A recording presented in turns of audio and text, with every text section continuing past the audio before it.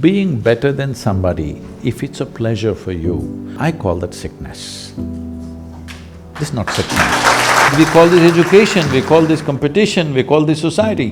The important thing is, for what you have come with, will you blossom to the fullest human being or not? That's all that needs to be taken care of even for a human being.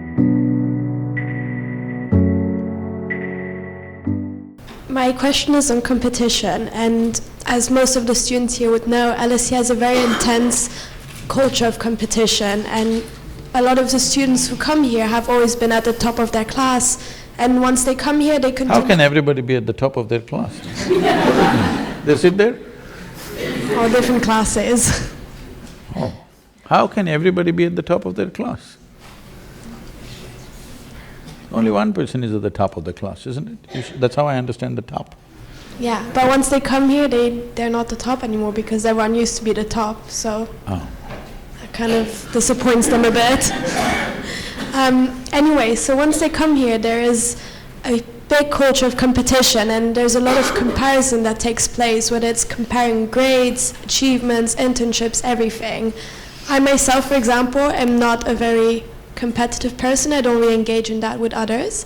But being in this hyper-competitive environment, I sometimes question myself, should I be more competitive? So my question for you is, what is the meaning of competition both for individuals and society? And does competition make us grow and evolve, or should we solely focus on ourselves? Those who do not have any sense of their own competence will become competitive because their only pleasure is being one step ahead of somebody else. I am on top of the class, what does it mean? And you say, I have known this. When I was in school, I went there only when it's really necessary. So, I remember, I don't know, maybe at this level you're not, but in schools maybe it's still there, I don't know the practice. It always was a yellow-colored card. And every month this card is given to you, your report card. And I see some children are strutting around because they are first, second, something. Some are sitting in some corner and crying, they're afraid to go home, I don't know what they got. As far as I was concerned, it was given to me, I just took it and gave it to my father. I never once opened and saw, because I thought this was a transaction between the teacher and my father. I was not going to look into that.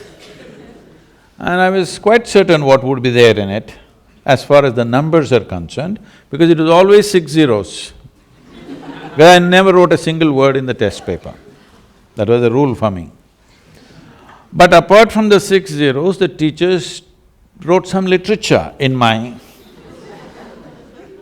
report cards. So I give it to my father, he opens it and he just blows up every time. I just look at him, what happened? Because why I'm saying this to you is, being better than somebody, if it's a pleasure for you, you enjoy other people's failures. I call that sickness. This is not success. You, as a life, you want to be at your fullest. You have a right to be. Every life in creation, from a worm, insect, bird, animal, even a plant and tree, all striving to their best, isn't it? You also. But why are you concerned whether somebody is behind you? Why is that so pleasurable for you that somebody else is less than you? From early kindergarten levels, this sickness has been brought into human mind, which is causing so much unpleasantness on the planet, such ugly situations everywhere, but we don't seem to learn. So we've created schools where children are never graded. We're looking at them as individuals, what we can do to evolve them to their fullest possibility. Now the problem is this, all life has happened like this. What do you think? You think a blade of grass is less important than an oak tree in the garden? Hello? You think so? Only a fool would think so, isn't it? Hello? But that's what we're doing, we call this education, we call this competition, we call this society. No, very stupid way of handling things. Because the important thing is, for what you have come with, will you blossom to the fullest human being or not? This is the only question. This doesn't need anything other than constantly nourishing the atmosphere, not even the person. If you want a plant to grow, you don't do anything to the plant, you just take care of the soil, the atmosphere, the ambience. That's all that needs to be taken care of even for a human being, that you need to take care of the atmosphere so that everybody finds the fullest expression for their life.